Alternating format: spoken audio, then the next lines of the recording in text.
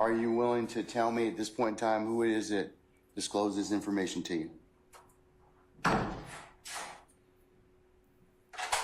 Gave Brian Steele another chance, and Brian Steele said, no, Notice bro. to me, Gactyl is here, but they're not being allowed into your courtroom. I presume they're outside. So I'll wait on them to come in. I'm asking you, sir, because the contempt is for you. It's not to the Georgia Association of Criminal Defense Lawyers. Well, I didn't call them, but Okay, and that's.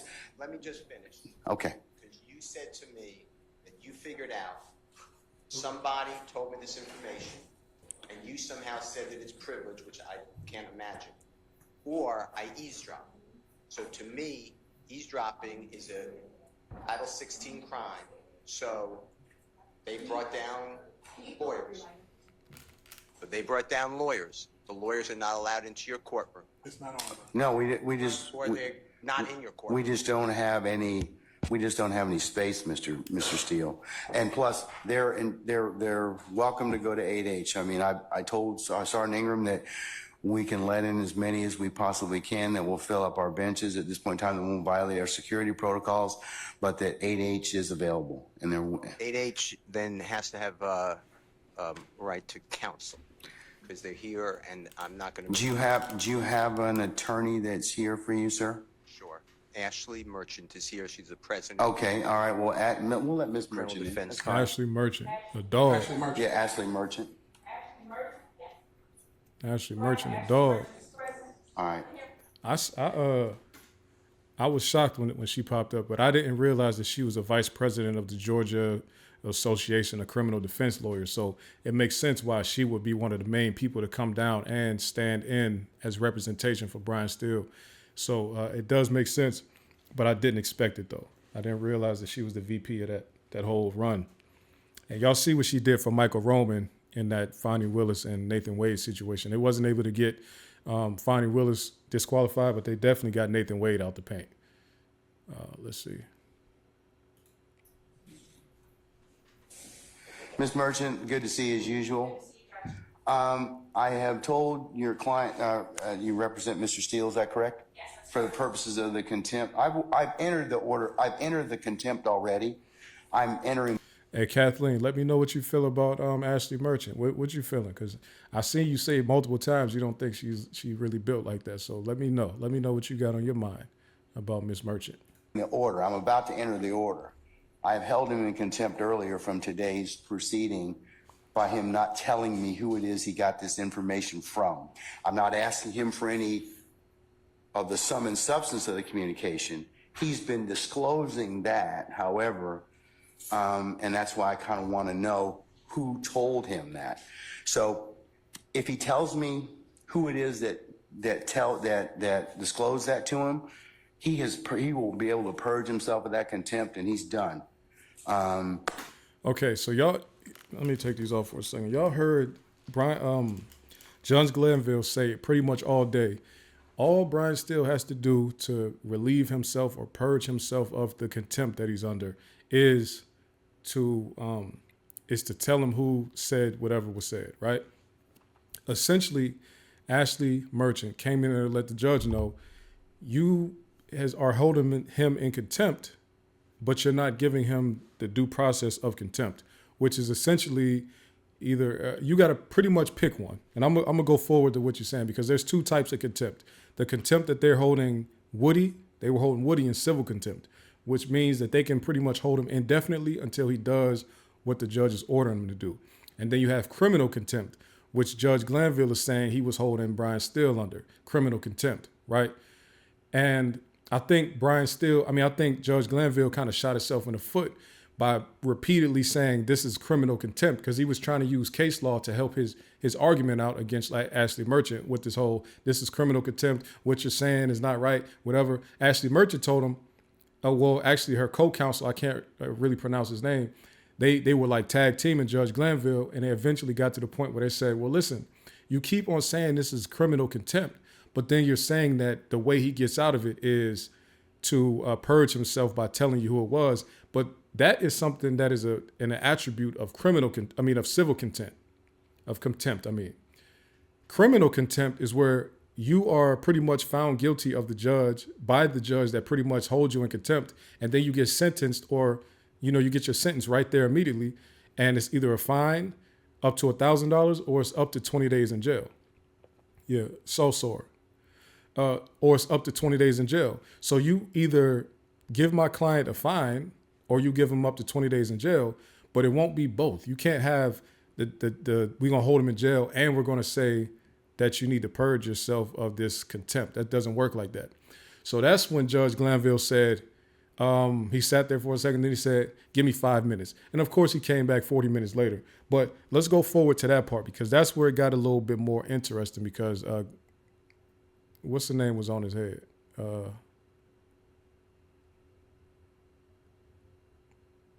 Merchant, and they were tag teaming him. I think that they took the right approach, but the problem is the judge had to stand on his ground, which was, I want Steele to be put in jail for not telling me how he found this information out. But let's go forward and listen to it. Have a judge who is not also a witness in the proceeding. Broadcast to other people, and as to how that information was disclosed, that's a real problem. That's why it's of such an issue for the court at this point in time. Judge, and Mr. Steele has a right to make a motion like this. If there were ex parte, he does. I'm not saying anything, but he like the video. But he's kind of put himself in the particular position he's in. No, Judge, I don't agree. I believe that I'm gonna disagree with you. Okay. I believe that the court has put him in that position. No, he cannot be held in the law states McClarity, which I cited to you earlier. And it's true that direct summary contempt, which arises in the presence of the court, intends to scandalize it and or hinder, obstruct the orderly process of the administration of justice. The preservation of order and decorum of the court is exempt from due process requirements of notice and hearing. That's even Moody. It goes back to 1974. So I believe that Mr. Steele's, he can file whatever motions, but his particular actions in this case, I just want to know who told him this. That's all. I'm not asking him to release or otherwise tell any conversations. But Okay, so if y'all noticed that the judge had just cited these cases, right? And he was letting him know that goes back to 1974. And he I think he stumped Ashley Merchant there for a second. I think that because the people defending Brian Steele right here, Merchant and Sosar, sorry if I'm pronouncing it wrong, they pretty much said they were arguing and then they kind of stopped right there. But my man, the co-counsel, Sosar, is looking down. He's doing some research. He's trying to find something. And then he realized something that stuck in his head, which was, you said this was criminal. You said this was criminal contempt. He was like, there you could see his gears is turning, and that's when he slam dunked that boy. Shay Ghost said he was stuttering because he knows he's wrong. That's a fact. Judge Glanville knows he's wrong, and that's why Judge Glanville kept on saying, take it to the appellate. That's the only way you're getting this transcript from me. Go let the appeals court ask me for it, because you're not getting it. Let's get back to it. But I just want him to tell me that. And Judge, so that's what you want, but that does not conflate to a contempt. Your desire for him to answer your question does not mean that you have the power to hold him in contempt. So you can come into court, Mr. Merchant, and not answer a question of the court and not be held in contempt? If it's a question that the court is not permitted to ask, yes. Okay, well, this is a question the court's permitted to ask. And it's our position, if we had a hearing, we could explain to the court why he is not required. First of all, the court accused him of eavesdropping. That is a crime. He has a Fifth Amendment privilege against answering those questions. Rule 1.6 protects all confidential information that is gained not from your client, but in representation of your client. He has the ability to protect that information. But we don't even need to get there, because did y'all hear what she just said? That was another killer, and the reason why Glanville came up off of that, what he was saying, right? 1.6 says you can keep confidential not only the information that you got from your client, but any information you gather in the representation of your client. That's key. he can't be held in contempt, and you can't threaten him with contempt for presenting a motion in good faith. He presented a motion in good faith that he believed there were ex parte communications. You are a witness to that, because it's my understanding that you were part of those ex parte communications. They can't be ex parte if you aren't part of them, by nature. Okay. Well. You have to be involved. Therefore, you have to be a witness. So you are a witness. You cannot also But you got the summarily hold him in information, contempt. but here's the thing. You got the information allegedly from an improper methodology. I'm not saying that he eavesdropped, okay? I said that one of the things is it's either one of two ways. He either eavesdropped, which I don't believe he did at all. I don't believe that for a minute.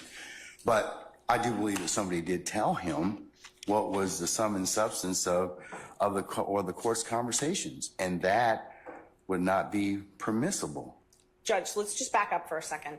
He makes a motion because he has reason to believe that there were ex parte communications made. The court has a duty, if there are ex parte communications made, to alert counsel. He shouldn't have had to learn it from wherever he learned it. I think that he caused that particular circumstance. I think that he had a conversation with somebody and he got some information that he shouldn't have had to begin with. So, Ms. Merchant, I'm of the opinion I'm going to stand on my ruling at this point in time. Okay. Shout out to the chat. I love when the people give me something to research. Lou Will said, look up Georgia Bar Rule 3.4, and I did. And this is what it says. Rule 3.4, fairness to opposing party and counsel. And I have it on my phone because I didn't want to interrupt the video. Shout out to Lou Will for this. A lawyer should not unlawfully obstruct another party's access to evidence or unlawfully alter, destroy, or conceal a document or other material having potential evidentiary value.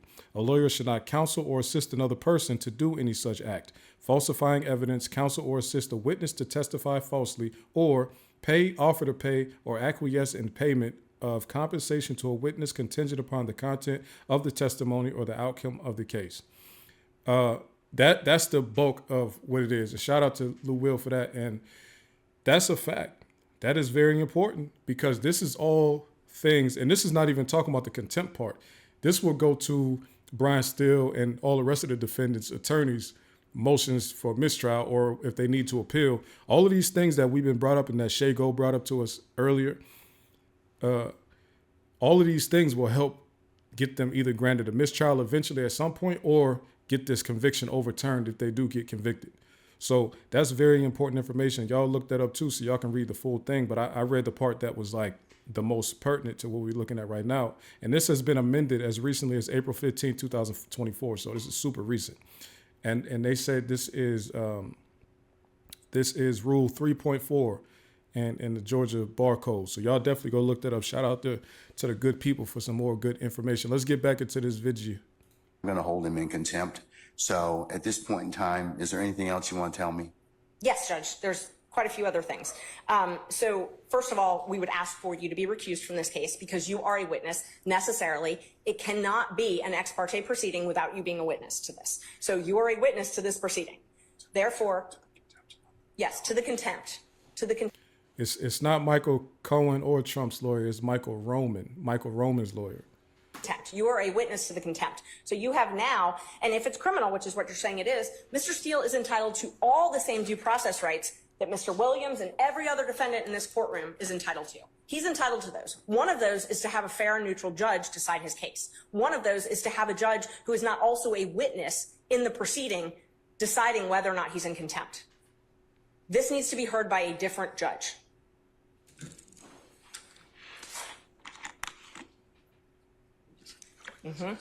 And he has the right to subpoena witnesses. He has the right to an attorney. He has the right to due process, notice, a show cause hearing, notice of the alleged violation, whatever rule it is that the court believes, and a hearing where he can call you as a witness.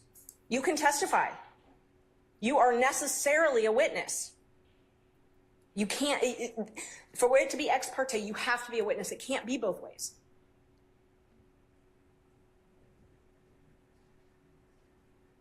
I'll let an appellate court decide that. So He heard them say all of that. Merchant is pouring out her legal heart, and he just pauses with the dramatic. This is why I keep saying this is a circus or a movie. Y'all pick one. He paused, and it just goes, I'll let the appellate court handle that. So he's pretty much saying, get it back in blood. That's essentially what that means. If a judge is telling you in the middle of a 2-year trial that go to the appeals court, he's pretty much saying, get it back in blood. That's the translation. anything else? No, we'll file a notice of appeal. Okay. And we need to have the order reduced in writing as well. I'm going to do that right now. I will say for the record at this point in time that Mr. Steele has in fact, or has filed, and I will note this as part for the record in this case. So everything was getting calmed. Even Ashley Merchant said, "No, I don't have anything else. Reduce this thing to writing." And this was about to go. They were about to leave with Brian Steele just being held in contempt and just being jailed every day after trial. That's what they was about to do. Just like if y'all realize it was about to happen. But my man saved the day. Let's get to it. What's going on, T-Dub? He has filed a motion to set aside the contempt. He's filed a motion for a superseded bond, and he's filed a notice of appeal, all of which I will include as the next court's exhibit in order. But I'm reducing the contempt to writing. And I mentioned earlier, he can purge himself of the contempt just by telling me who it was, and he can do that this evening. He can do it right now. He can do it at any point in time. If not, I'll revisit the circumstance on Friday. And Judge, we would ask that you grant the bond. At this point, grant him a bond on that issue. You don't get a superseded bond on a criminal contempt, though. You can grant him a bond. No, you don't get one on that one. The civil is the one that you can hold him until he complies with the order. And I'm sorry, I think. All right, now pay attention to this body language. My man so sorry. When he heard criminal contempt, now he's digging through something. When he heard criminal contempt, now he's digging through something because they didn't say civil or criminal before this, but now he's digging. And Just the case law on that is in Ray Hughes. hold on. You see the body, he went right to the case law. Hold on now. Right. Hold on now.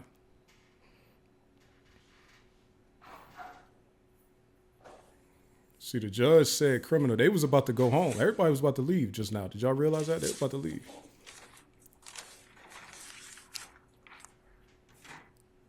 But my man's heard criminal contempt. The superseded bond requirement does not apply in the contempt in the presence of the court during the progress of a proceeding, OCGA 5-6-13 Bravo. So you don't get a supersedious on that, on a criminal contempt, respectfully. So Judge, just to clarify, it's your ruling that this is a criminal contempt that Mr. Steele has committed, not a civil indirect contempt. That's correct. So like YA said, Jordan game 6. This was like Kyrie. This was the Cavs down 3-1. LeBron carried them all the way back. Ashley Merchant being LeBron in this situation. And then you got this 3-pointer at the end of game 4, towards the end of game 4, and Sosor came through with the 3-pointer. He said, "So Judge, you're maintaining that this is criminal contempt, right?" The judge said yes. Now here we go. The judge, and that's the reason I'm asking is because the N. Ray Hughes case, which is a 2009 Court of Appeals case, 268, Georgia Appeals 66, lays out the distinction, as does the Ramirez case. There's a case that, in fact, I'll do you one better, sir. In fact, there is a recent pronouncement out of our appellate courts. Which is, I think I'm addressing a slightly different point of It law. is. Hold on. Sir, one second.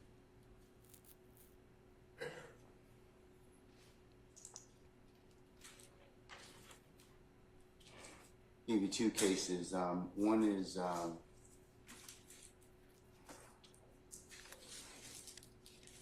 it's Untema. It's UNTEMA versus Smith, and that's 371 Georgia Appeals 19.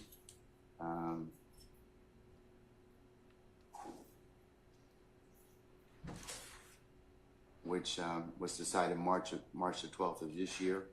It covers the differences between the types of contempt. And then there's another case that I'd invite your attention to, and that is Henry Syverson. It's SYVERTSON, and that is 368 Georgia Appeals, Georgia App, I should say, 865, and that was decided July 31st of last year. And Judge, I'd just like to point two things out. The statute that you were citing about the supersedious, it only says it's not mandatory. You still have discretion to grant him a supersedious bond. The other, I'm not going to grant him a supersedious.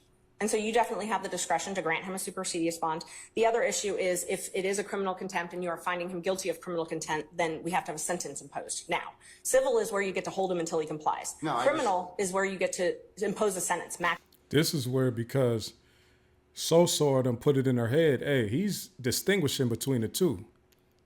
Now he gave her the alley-oop now, because remember, after Kyrie hit that 3, then LeBron sealed the game with the free throws at the end to beat Golden State. Let's go forward. Maximum 20 days and a $1,000 fine. So if you're going to incarcerate him under a criminal contempt, he's got to be sentenced. Well, his contempt is as long as he, when he tells me what the basis of the conversation was, who, I didn't ask what, but he tells me that, then I can certainly, he purges himself of the contempt. Then that's civil, Judge. That's civil contempt, That's civil. Judge, and that's respectfully, I would point you to In Re Hughes, which stands for the same point of law. Civil contempts impose punishment as a means of coercing future compliance Yes. with the prior order of the court. Here, the prior order of the court presumably is that you have directed Mr. Steele to answer the question, to disclose the information as to who is his source for knowledge of this ex parte meeting that occurred earlier today. Criminal contempt imposes unconditional punishment to punish the act which has occurred in the past and cannot be purged. It is not capable of being purged, in which case what Ms. Merchant said applies, which is that there is a 20-day maximum sentence and a $1,000 fine. It is, for all intents and purposes, a misdemeanor offense, Judge, which is why the enhanced due process protections apply to that. Now, Mr. Steele has indicated to us he does not believe that he can answer the question without violating his duty of loyalty and duty of confidentiality to his client. So he is being placed in a position where he's either going to jail or he's going to commit an offense that will put his license to practice law at risk. And that is an untenable position to be in. Now, y'all see what happened. Shout out to Rock Boys for Life. Shout out to BJ with the TV. New subscribers. Shout out to everybody that subscribed. Shout out to everybody that liked. Y'all definitely help me get to a new all-time high on this joint. And I really start pumping this channel in January. So everything that y'all helped me do was really like a first. I was doing a DIY channel before. Shout out to y'all. All right. Did y'all hear with the argument that Ashley Merchant and her partner Sosar just gave? They just tucked Glanville in good night with that argument right there. You thought you was gonna treat Brian Steele the way that you treated YSL Woody is crazy. The fact that you thought nobody was gonna show up and try to help him and stand up for him is crazy. All right, yeah, Rock Boys for Life. Definitely email me because I didn't get your email last time. The fact that he thought he was going to do Brian Steele like that and just hold him indefinitely until he told on somebody else is kind of crazy that he thought he could do that. And then he told him, I'm not giving you a bond. I'm not giving you due process because he said, this is a criminal contempt. I don't have to do any of that. Real life, Glanville mixed up his contempts. You mixed it up, brother Glanville. You meant to say you was holding him on civil.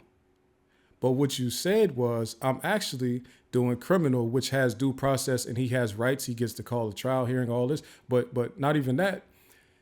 You have to give him a sentence when you impose this criminal contempt on him. So you convicted him of contempt because you have the right to do that. But now you have to sentence him also. So it's either up to 20 days in jail or it is up to a $1,000 fine. You cannot do civil and criminal at the same time. They tucked him in. Now watch how Glanville has to respond to being tucked in like this. Here we go. And Mr. Steele is a zealous advocate for his client, and he is simply trying to protect that duty of loyalty and duty of confidentiality, because if he answers your question, it is very reasonable to assume and likely that he will be facing a bar complaint that could result in a suspension or Now, real quick, the missing voices of our community, Fact Check TV. I'm reading everything that you put in the chat. The reason I didn't go back and read Rule 2.9 is because Shay Go actually gave us that earlier in the video, and we read through that whole thing. And 2.9 is exactly on point. It's a violation to do what they did. So we read that. Thanks for shouting that out. And Rule 42, criminal contempt, we just heard them pretty much lay it out. So we got it. Thank you. Loss of his license. And so he's in a very, very difficult position where if we were able to have a full contested hearing with the benefit of witnesses and an impartial judge where you're a witness, then everybody could present their side of the story. And I'm not doing that. The reason being is because that takes away the whole point of criminal contempt. And that is, you do something, the court tells you to do something, order of the court, and you don't follow it. I didn't ask him to do anything illegal, immoral, unethical. I just asked him to tell me. I know what the privilege is. The privilege is the conversation. I didn't ask him about that. I wanted to ask him about. Oh, y'all can't even see it. Look at look at the homies right here. Oh, y'all can't even really see it like that. Look at Hilton and Love sitting there researching what they're talking about.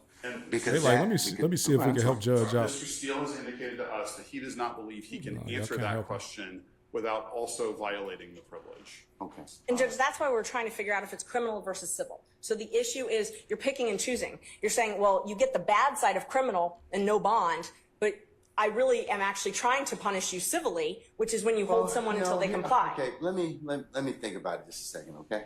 I'm going to take 5 minutes out. I'm going to think about it. This is what they tucked my boy in. All right. When Merchant hit him with you trying to do the best of both worlds, you're trying to take the worst part of criminal, and then you're trying to punish him like it's a civil. He said, you know what? Let me think about this. Give me 5 minutes. And he took like 45 minutes to come back. Do y'all realize that?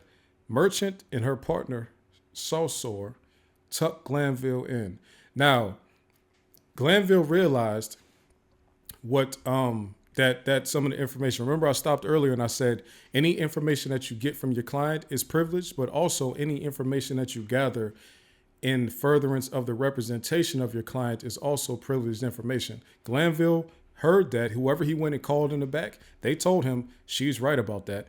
Another thing is he realized that he said the wrong thing when he said this was a criminal thing. So he had to impose a sentence. So we don't even have to go forward and read it. We could just say that. All right. So when we say that any information that you gather in furtherance of representation of your client, this is another thing that we got to remember, right? That's why Glanville ended up just sticking with the criminal contempt, because he knew they got me. I can't make Brian Steele say who told him that, because he said it's privileged information. So I can't even make him tell me. So now we're going to scratch that. I'm just going to sentence him to 20 days in jail to be served on the weekend, 2 days at a time. He will check in Friday evenings into the jail, Fulton County Jail, and he will check out of the Fulton County Jail Sunday evenings at 7 p.m. And then he can go back to living his life throughout the week, coming into trial, defending his client. And I believe the only reason he really did that is because when he tried to hold him in contempt earlier, and they actually took Brian Steele out of the courtroom, Attorney Love stood up and asked, pretty much, can you please not hold him in contempt during trial? Not hold him in jail during a trial. Please let him come defend his client, because essentially, if you don't let Defendant Williams defend his client in trial, we're going to have issues when it comes to getting this overturned. Pretty much, we have a defendant that is not getting his rights to an attorney, his rights to a counsel, because he's been locked up by the judge. So essentially, we need you to let him out. So the judge was like, okay, yeah, it is going to cause problems, and they let him out. So we got to keep in mind that the judge realized that he messed up his own whole punishment for Brian Steele when he tried to find the harshest pieces of contempt that he could figure out. And he didn't realize he shot himself in the foot. So now he's not going to find out who told Brian Steele that information. And Brian Steele is only going to have to go to jail on the weekends, which is, going to jail at all is not cool. And then you go into one of the nastiest jails in the state. It's not cool. But Brian Steele gets to keep his secret information.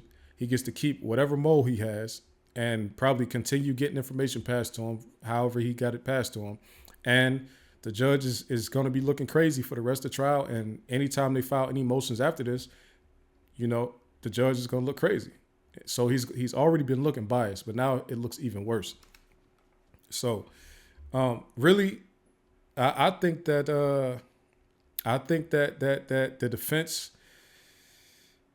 the defense actually looks like they're getting an extremely unfair trial. That's what it looks like. Like scratch all of the like witnesses that we've seen. Scratch whether we think that that YSL people will be convicted or not convicted, or who will win the case, who will not win the case. The trial looks to be extremely unfair. Like regardless of anything else.